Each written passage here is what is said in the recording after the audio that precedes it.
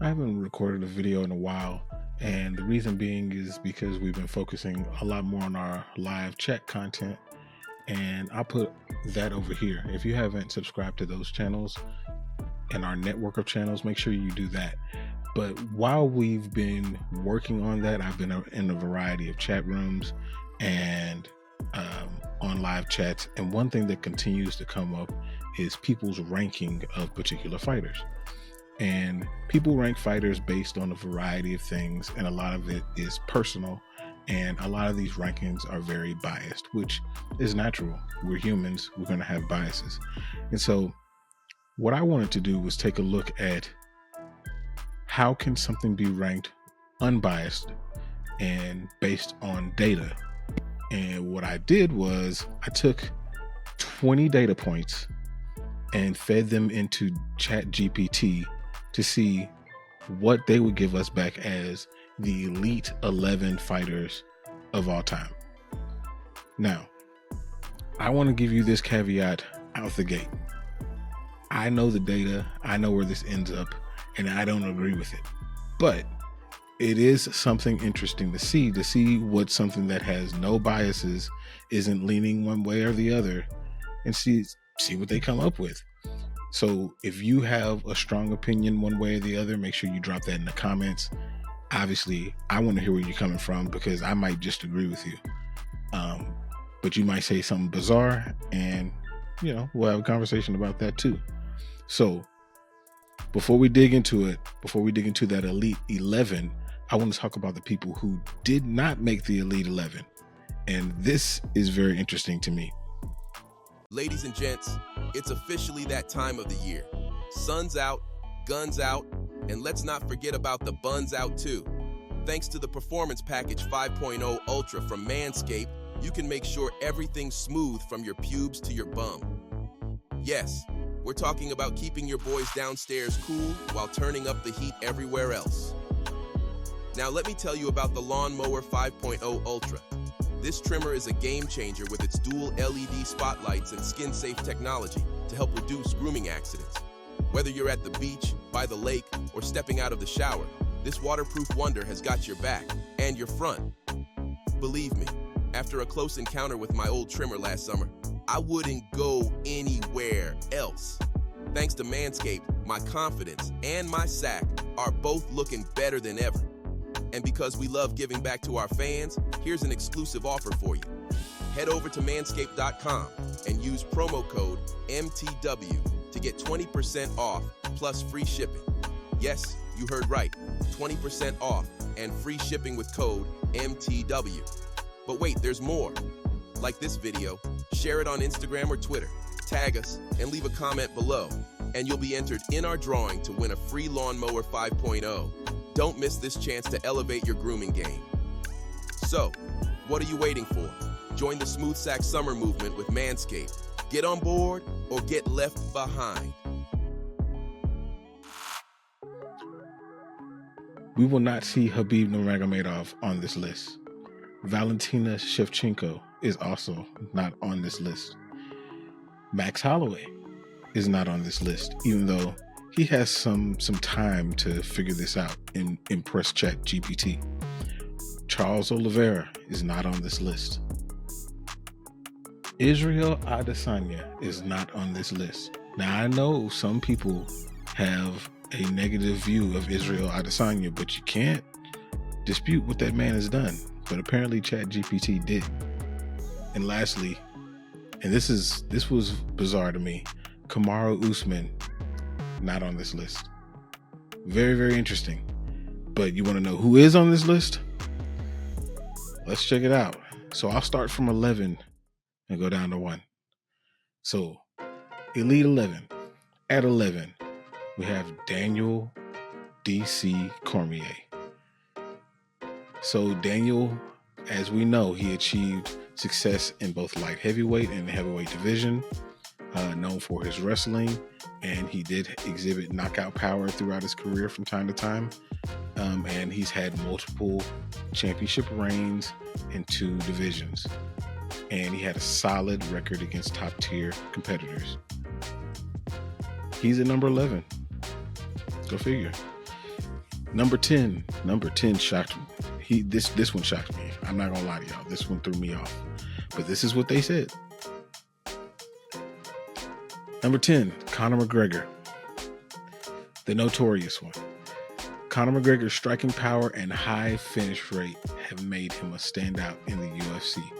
He's been known for his quick rise to fame, capturing titles in both the featherweight and the lightweight divisions, and his charismatic personality and high-profile victories have cemented his legacy despite his lack of title defenses. He does have an exceptional finish rate. Of his 22 victories, 19 of those have come by knockout. If he wins, it's more than likely going to be a knockout. So that is what pushed him up on the list. Number 9, and some of you recent younger MMA junkies may not know much about this man, but he did put in work. Number 9 is the natural Randy Couture. He's a legendary figure in the UFC, known for his achievements in the heavyweight and light heavyweight division. His wrestling skills and dirty boxing, don't forget about that, helped him adapt to creating multiple reigns in 2 divisions. His longevity and versatility are key highlights of his career. There's that 2 division thing again. 3 people, 2 division champs. He's at number 9. At number 8, this one I could kind of agree with this one. Number 8 is Alexander the Great Volkanovski. He had a quick rise to featherweight, beat multiple champions on his way to being a featherweight champion and defending featherweight champion. He defended it multiple times against multiple contenders, and his strong striking metrics and victories over top-ranked opponents are what put him on this list. Kind of hard to debate somebody who beat Jose Aldo, beat Max Holloway 3 times. That right there is going to push you towards being in this list. At number 7, this one is extremely puzzling, and I disagree with this strongly, but y'all let me know in the comments what you think. Number 7, Triple C, Henry, formerly the Messenger, Cejudo. Henry's accomplishments in both the flyweight and bantamweight division set him apart. He's an Olympic gold medalist. I'm sure y'all have heard that before. He transitioned to MMA with great success, and he captured titles in 2 divisions and defended them. Not only won them, but defended them. He had a very decent finish rate, especially for a lower weight classed fighter. And both of those things contributed to him being at number 7 on this list. I guess. I don't know. I don't know what's going on with Chat GPT, but this is what they said. At number 6, this one, I strongly disagree with this one again. But at number 6, Chat GPT has Johnny Bones Jones. Yeah, that's right. At number 6. John Jones is widely regarded as one of the most talented UFC fighters in UFC history. His dominance in the light heavyweight division, combined with his reach, striking, and wrestling abilities, have resulted in numerous title defenses and victories over top-ranked opponents. Now, despite the controversies outside the octagon, his in-cage performance is unparalleled. A very high number of defenses, victories over elite opponents, and versatile skill set. Still didn't get him up into the top 5, according to Chat GPT. I disagree. At number 5, and this is actually exactly where I would have placed him, is Jose Aldo Jr. Jose Aldo's reign as the featherweight champion is legendary. That's 9 title defenses, y'all. He's known for his powerful leg kicks and excellent takedown defense. He defended this title multiple times against elite competition, and his longevity and consistent performance made him one of the all-time greats. The long title reign. I always put emphasis on title reigns, and apparently Chat GPT thinks that's an important metric as well. Number 4. This one's a weird one. I don't disagree with them being on the list, but I Number 4 is kind of a stretch a little bit, but at number 4, Chat GPT has Amanda the Lioness Nunes. Amanda Nunes is the most dominant female fighter in UFC history, holding titles in both the bantamweight and featherweight divisions. She's known for her knockout power and well-rounded skill set. She defeated numerous former champions and continued to set records along the way. So that's 2 titles, 2 divisions, and defended both of them. Again, title defenses, 2 divisions hold a lot of weight in this particular ranking. At number 3, and Frankie will probably disagree with this, but it's not a bad ranking. At number 3, we have Demetrius Mighty Mouse Johnson. Mighty Mouse is renowned for his technical prowess and versatility. As the longest reigning flyweight champion, Johnson's skill set includes excellent striking, grappling, and submissions, and his ability to finish fights and defend his title multiple times. The most times he dominated the division for quite some time. So it's hard to argue Mighty Mouse being in the top 3. I would probably agree with him being in the top 3. I don't know if I would have him 1, 2, or 3, but top 3 is pretty definite for me, for Mighty Mouse. At number 2, this is exactly where I would have put him, is George Rush St. Pierre, GSP. He's celebrated for his strategic fighting style and versatility, holding titles in both the welterweight and middleweight division. His legacy includes numerous title defenses and victories over top-ranked opponents, and his well-rounded skill set make him one of the greatest fighters ever. One of the knocks on him was his finishing ability. That's one of the things that people gave him a lot of grief for. But his finishing ability was only slightly below Jose Aldo's. And it was above Kamaru Usman and Henry Cejudo. So it wasn't horrible. It wasn't horrible at all. It just, he went on a run of not finishing people, and that did kind of hamper the way that the community thought of him. But nonetheless, he was winning fights. And at number 1, and this one surprised me. It didn't necessarily surprise me that he was number 1. It surprised me by how much he was number 1. According to the numbers, and they gave, ChatGPT gave specific numbers to this. Anderson Silva, his number was at 511.47. George St. Pierre, who was number 2, was at 433.38.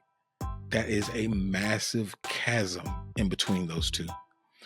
Anderson Silva did not have belts in 2 divisions, which wasn't his fault, because at the time that wasn't something that the organization was open to, because they thought that it would stall the divisions, which we've seen that actually play out to be true in certain instances.